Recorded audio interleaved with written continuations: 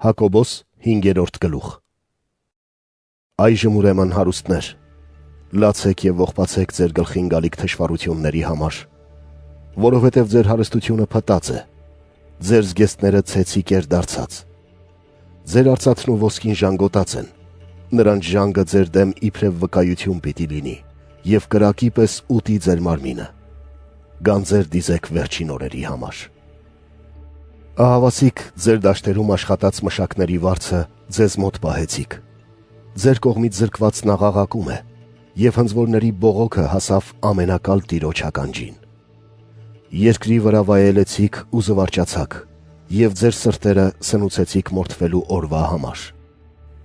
Դատապարտեցիք, սպանեցիք արդարին, որ չհակառակվեց ձեզ։ Եղբայրներ, համբերող եղեք մինչև Տիրոջ գալուստը։ Ահա մշակը համբերությամբ սպասում է երկրի պատվական պտղին, մինչև ստանա առաջին ու վերջին անձրևը։ Համբերեք և դուք, ամրացրեք ձեր սրտերը, քանի որ Տիրոջ գալուստը մոտ է։ Մի տրտմեցրեք միմյանց, եղբայրներ, որպեսզի չդատվեք, քանզի դատավորն ահավասիկ դռանն է։ Եղբայրներ, որպես չարչարանքների և համբերության օրինակ ունեցեք մարգարեներին, որոնք քարոզեցին Տիրոջ անունով։ Չէ՞ որ երանի ենք տալիս համբերողներին։ Լսել եք Հոբի համբերության մասին և գիտեք, թե Տերը ինչ արեց վերջում, քանի որ Տերը բազմագութ է և ողորմած։ Ամեն բանից առաջ, եղբայրներիմ, մի երդվեք ոչ երկնքով, ոչ երկրով,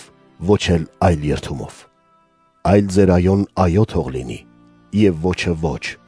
որպեսզի դատաստանի տակ չընկնեք։ Ձեզնից մեկը վշտի մեջ է, թող աղոթի։ Բերկրանքի մեջ է, սաղմոս թող ասի։ Հիվանդ է ձեզնից մեկը,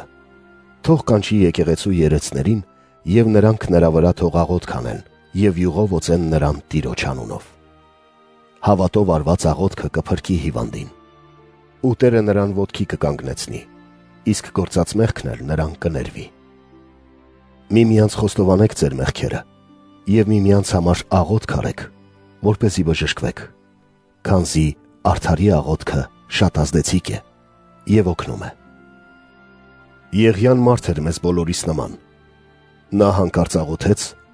և երկրի վրա 3 տարի ու 6 ամիս անձրև չտեղաց։ Ապա դարձյալ աղոթեց և երկինքն անձրև տվեց, ու երկիրը բուսցրեց իր պտուղը։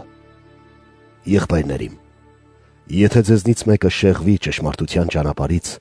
իսկ մեկ ուրիշը նրան հետ բերի, թող իմանա, որ մեղավորին իր մոլորության ճանապարհից հետ բերողը կփրկի մի հոգի մահվանից և կմաքրի բազում մեղքերը։